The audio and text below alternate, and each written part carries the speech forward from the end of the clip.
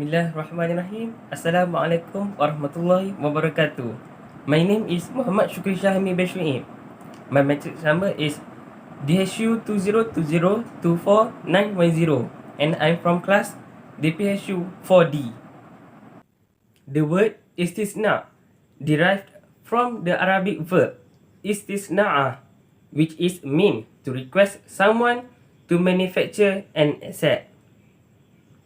In meaning of technically, by Al-Istisna is defined as a contractual agreement with manufacturer to produce items with specified description at a determined price and manufacture from his own materials with his own effort. For examples, infrastructure of projects are the main examples of istisna application. This includes construction of power plants, factories, roads, schools, hospitals, building and residential developments. The parties to an istisna contract are the producer or manufacturer, the bank and customer. In by al-istisna law, according to fuqaha, have two opinions.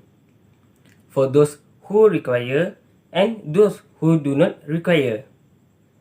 First, we look for those who require. In Mazhab Hanafi, contract bil istisna is required based on concept of al-istihsan.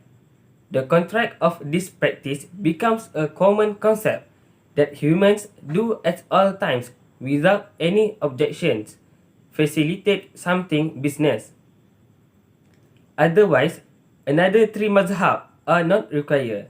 Mazhab Syafi'i, contract al-istisna does not have to. Mazhab Maliki and Hanbali, not necessarily, because the al-istihsan contract is related to the contract. Warahmatullahi wabarakatuh. My name is Muhammad Fakrurazi bin Zulkifli. I'm from class KPHU 4E. My matric number is 2020255178. Today, I will discuss about pillar of istisna. The pillar of the akad al-istisna are ijab and qabul.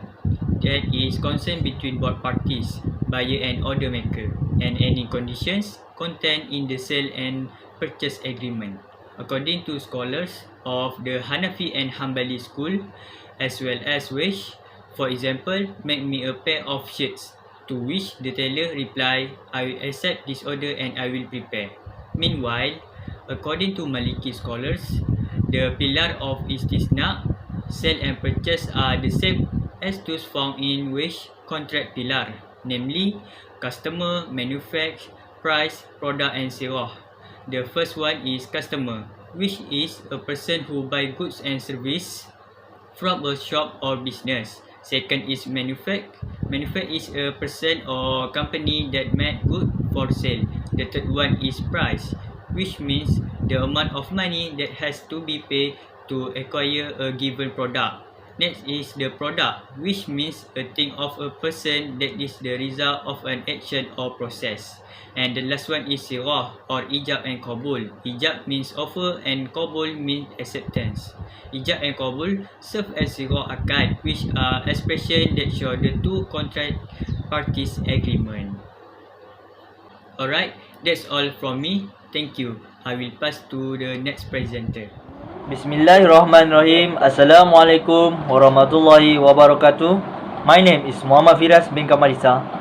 My number matric is DSU20202502 I am from class 4F. Today, I want to continue the presentation with the next topic, which are type of by al-istisna. There are two types of istisna, which are classical istisna and parallel istisna. Types of istisna contract definition. The classical istisna contract has been discussed by the jurists and Sharia scholars in fiqh literature. This type of istisna involves only two contracting parties, namely the buyer, also known as mustasni, and the seller, also known as manufacturer and sani. For example, A buyer wanted to make an order from the closed shop and goes back to make a payment. Next, parallel istisna and its definition. The parallel istisna contract involves three parties and it consists of two separate contracts. The first contract is between the ultimate purchaser, also known as customer, and the seller, also known as Islamic bank, where the Islamic bank as seller is responsible to deliver the asset to customer according to given specification. The second istisna contract is between the Islamic bank, also known as buyer, and the manufacturer of the asset. That's all from me, and I will pass the next topic to my friend. Thank you. Nazmi bin Nazri. My metric number is 2020247771. I'm from DPHU 4D. Next, I will present about condition of istisna. Okay, first, the should normally be used by the pupil. Not suitable for the subject matter is rarely used by the pupil. If the subject matter does not conform or match with specification state in the contract, the purchase has the right to either refuse or accept it.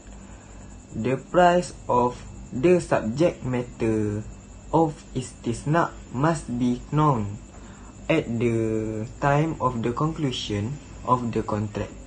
The price cannot be changed either because change is commodity price or the cost of labor. This is avoid gara, uncertainty in the price of the subject matter. Must construct own material.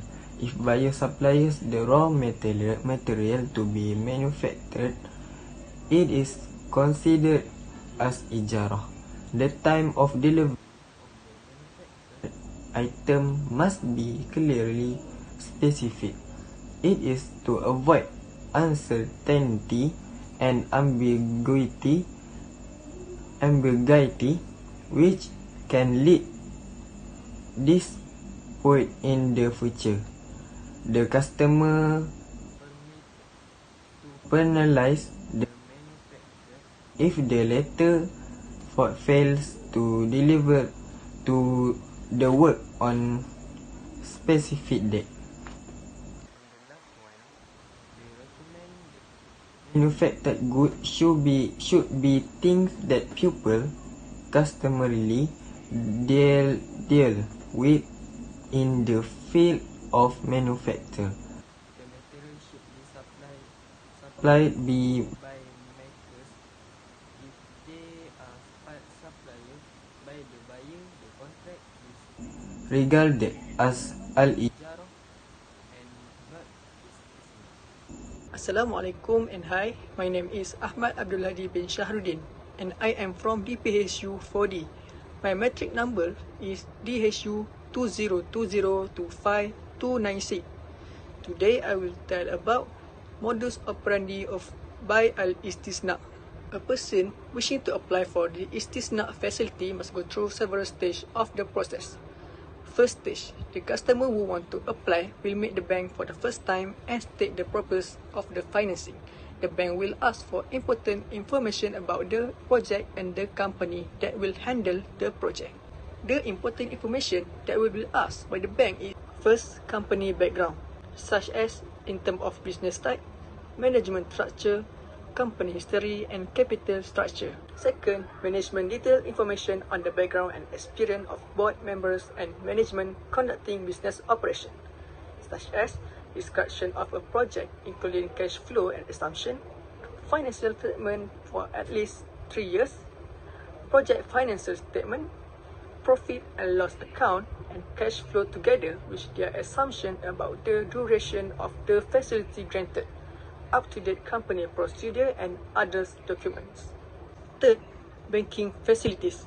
such as list of banking facilities obtained from BIMB or others bank, as well as the terms and conditions of the facility. 4. Information on the project to be implemented, such as estimate purchase price, production schedule, project cash flow and financing period, projected financial statement and profit and loss account for financing period, project background, project location, type of building to be developed, area for sale, sales price, number of units to be developed, development pace and sales target, list of selected consultant, development cost information and list of booking accepted.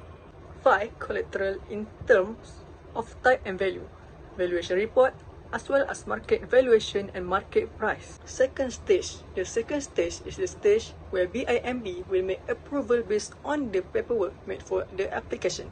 The bank officer will carefully analyze the information that has been filled in and submitted by the customer. This process will evaluate the project to be done and evaluate the company itself. In this stage, the bank and the customer will negotiate and the payment and the profit to be charged, as well as some other related matters, until the bank approve the financing. Once the bank is satisfied and approve the paperwork made, then an offer letter will be issued to the customer to continue the financing process or not. Based on the approved working paper, if the customer is not satisfied, the negotiations are still open until agreement is reached by both parties. Once the customer and the bank have agreed to the negotiation and have signed the offer letter, then the next step is the process of documenting the relevant agreement. This process will be done by a solicitor chosen by a client, and usually it consists of a member of BIMB, legal panel, and is approved by the bank. The documents involved are Istisna purchase agreement between the bank and the customer, Istisna sale agreement between the customer and the bank, claim document for Istisna sale, warranty document, letter of promise for the purchase of Istisna, and for the last, other legal documents are proposed by the bank legal advisor. I think that's all from me. Thank you.